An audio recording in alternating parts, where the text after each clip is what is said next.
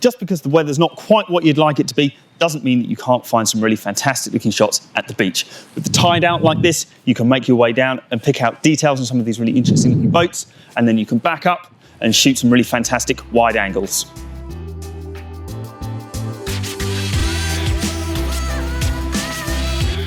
Overcast days like this might not seem like they present you with very much in the way of photographic opportunity, but if you keep your eyes open and know where certain features are on your camera, you can produce some really interesting looking frames. Now, lots of phones these days come with wide angle lenses, but even if you don't have one, you might still have the option in camera to fill the screen and shoot a much wider shot.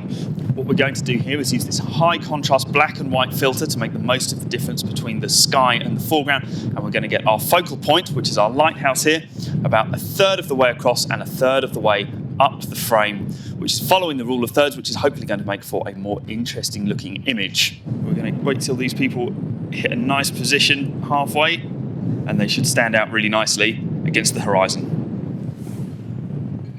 One advantage of DSLR cameras with their big sensors is that they can shoot images with very shallow depth of field.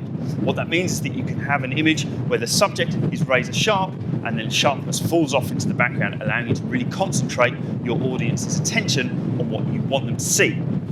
What we've got here is an interesting study of the front of this boat, but a really complicated background with lines and shapes pulling our audience's eye all over the place. What we're able to do is use our camera phone's portrait mode. Portrait mode on smartphones is basically cheating. What we're doing is telling the camera where our foreground is, and then the camera is figuring out what's foreground and what's background and applying a gentle blurring effect to the background to allow us to direct our audience's attention to what we want them to see.